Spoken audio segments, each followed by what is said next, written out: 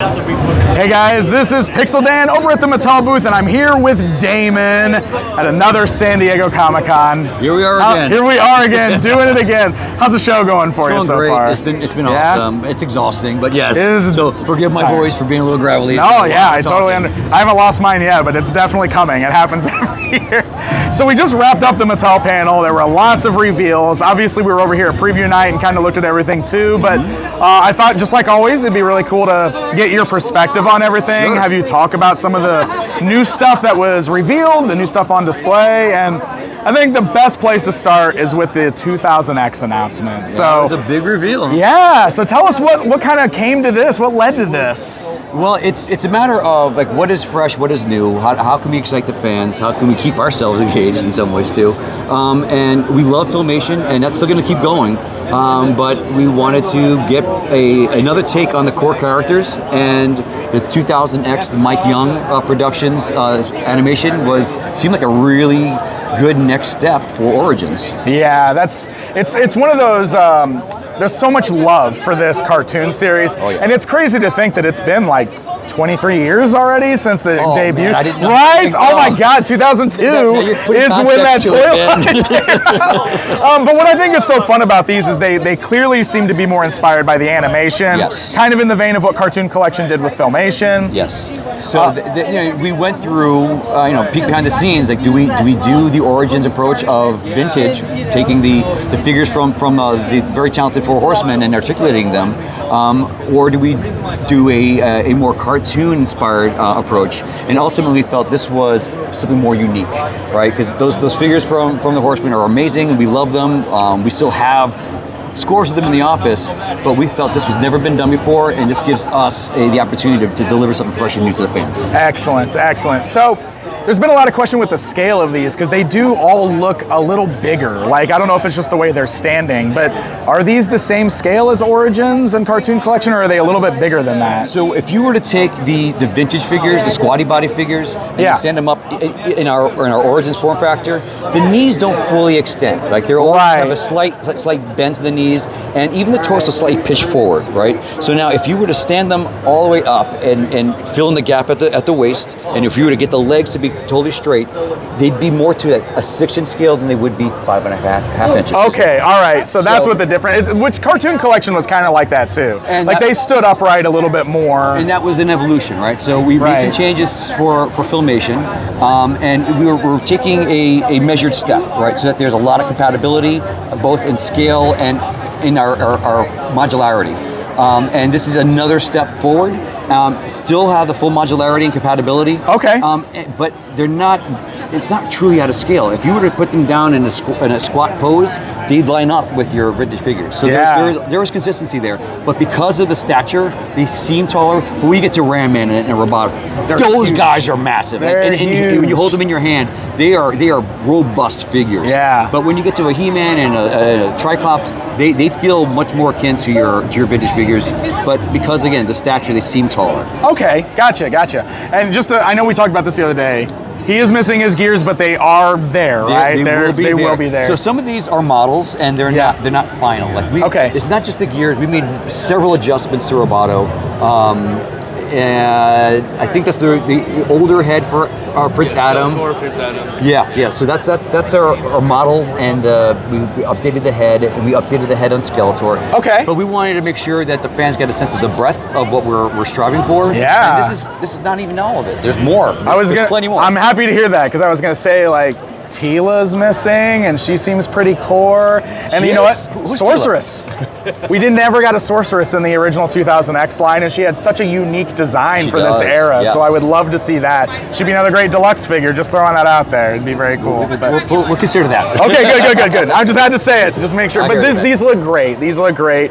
I have such a fondness for this era specifically. I always kind of talk about how the 2000X era seems to be the era that really created the collector fan base for Masters of the Universe. I feel like we wouldn't have got MOTU Classics or Origins or anything without this era of Masters of the Universe. So I love to see it getting love again. It absolutely is a milestone in the brand. Right? You can't ignore it. And so we're very happy to be able to celebrate it. Excellent, excellent. All right, so Masterverse is continuing, and you've got quite a lineup down here with Masterverse. So is this all New Eternia stuff, kind of filling in? These are with New that Eternia. theme? Yes, Okay, these are New Eternia editions of these characters. Like I've said it on the panel, I'll say it again. Like we listen to the fans, we hear the fans, and we hear their love for New Eternia. So Terry's been hard at work in creating these great new iterations of these characters. They're very cool. Like I love these like translucent eyes. So it looks like he has interchangeable eyeballs on Mantenna. So you could take the eyeballs out, the eye stalks, whatever you want to call it, the nerves that come out. So you can have the eyes embedded within the face, or you can have them extended as you see here. Oh, that is so very cool. And the eyeball of his weapon is also interchangeable with his his own eyeball. So he's got a weapon that shoots eyeballs, but the eyeballs can also be his eyeballs. Here's looking at you, kid.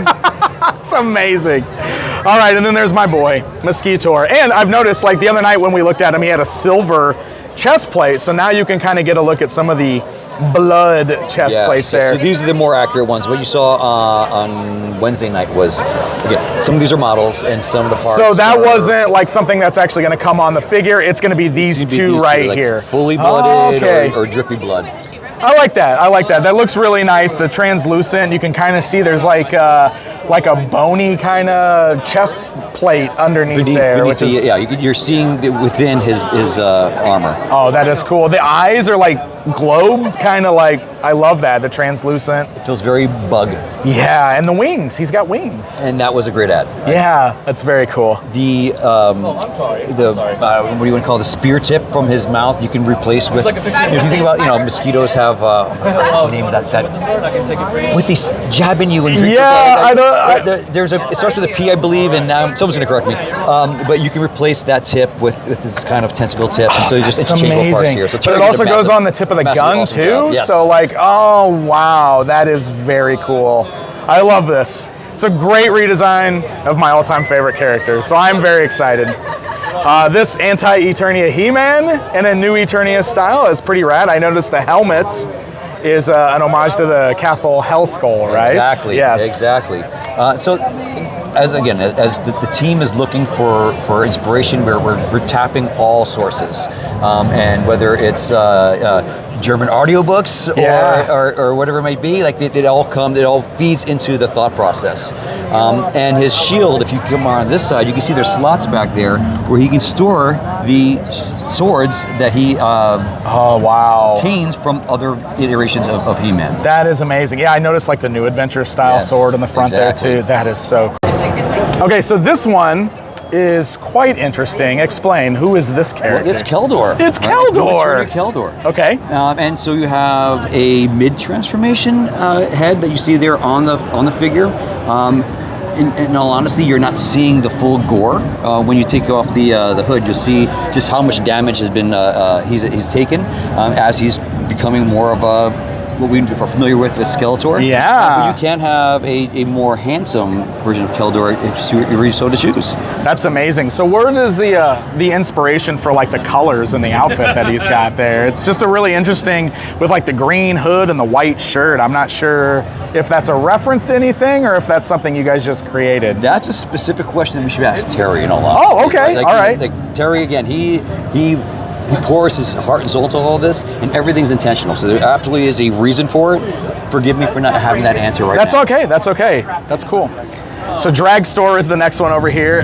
This one I love because you added the wheel hands, like interchangeable wheel hands to the character. But how is he going to eat with wheel hands? That's true. Well, at least I guess he can swap back to these. No, this is a really fun. He's such an oddball character who was like kind of a end of the line evil horde member. I feel like he gets forgotten a lot. Yep.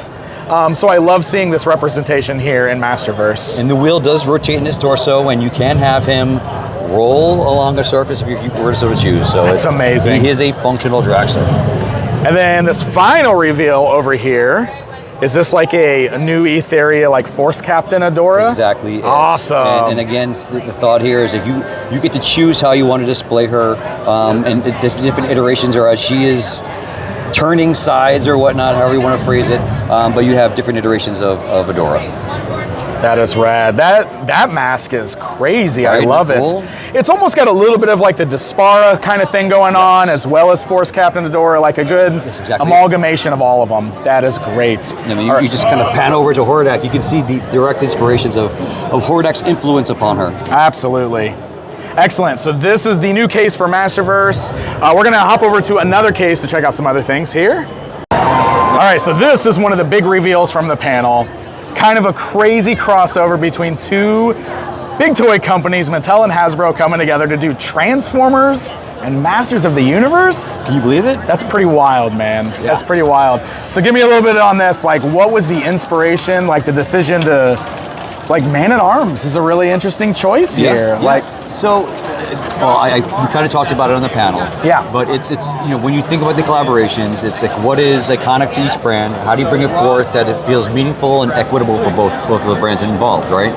And we had a lot of different thoughts about how to make this happen, and we just kind of really just settled on the squatty body. That the silhouette of He-Man is what is just so iconic to our brand, and wrapping that with characters that have, you know, similar dispositions within each of the brands was the general approach, right? With you're saying Man-at-Arms is a fun choice, is that, you know, both Bumblebee and Man-at-Arms are both stalwart companions to He-Man and to Optimus. Yes, right? So in some ways they have a similar role in canon, and so that's where we settled on bringing them together, and find those details of where their armor kind of could coincide and complement each other, and then giving some interchangeability as well with the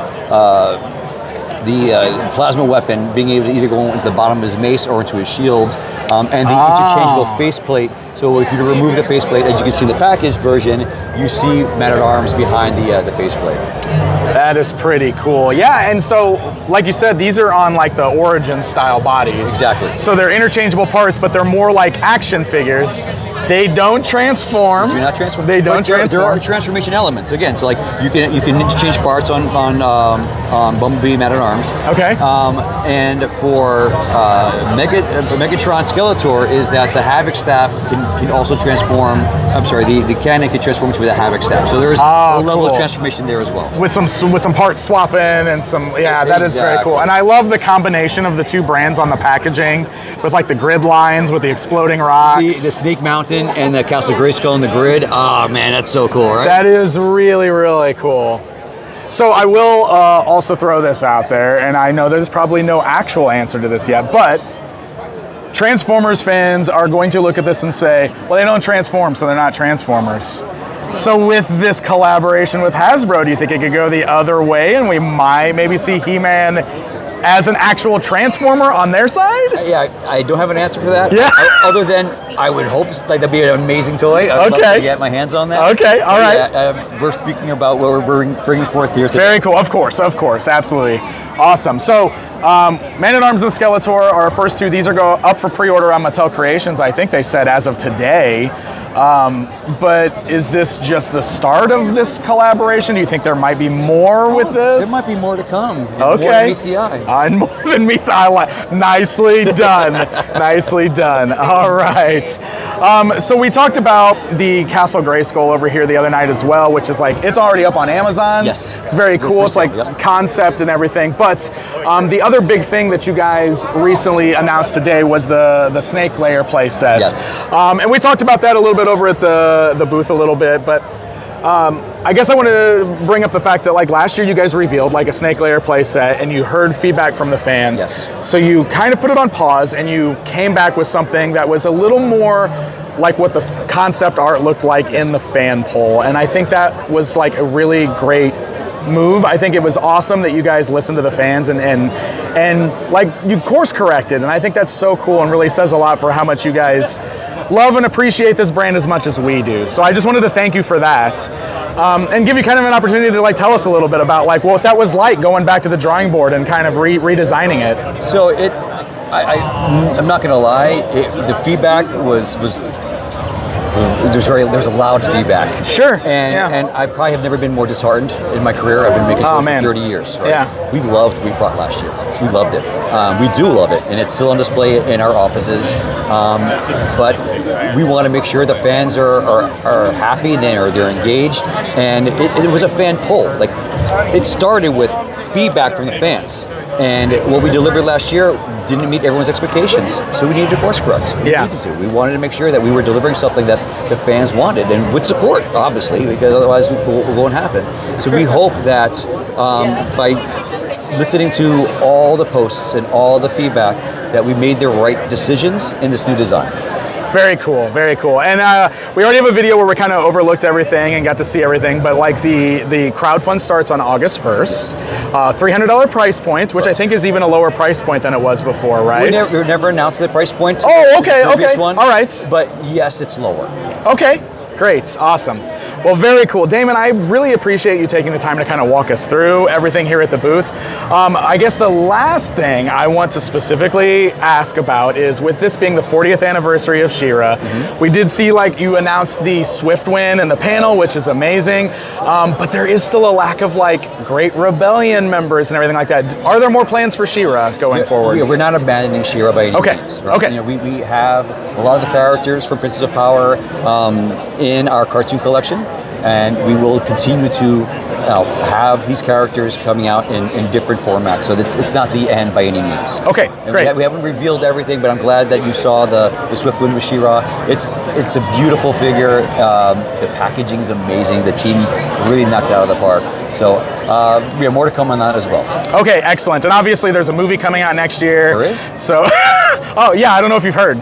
It's on your shirt. So I assume there'll be a new toy line maybe coming out with that. Any idea when we'll be seeing more of that kind of stuff? Yeah, we'll be making announcements soon enough. Okay. There's a robust line in the works. Great. Lots to talk about very soon, but for now we've got plenty of things here that we're talking about today. Okay, excellent. Well, Damon, man, thank you so much for taking the time to answer all my questions and walk us through all of the new product on display. As always, I really appreciate you guys taking the time to do this. No, so thank you very much. We appreciate your fandom as well, and we appreciate all your viewers and their feedback, because we read those comments too. There you go. See, they're reading the comments. So that's good. No, that's good. Thank you so much, my friend. Thank you. There you guys go. Mattel Masters of the Universe at the 2025 San Diego Comic-Con.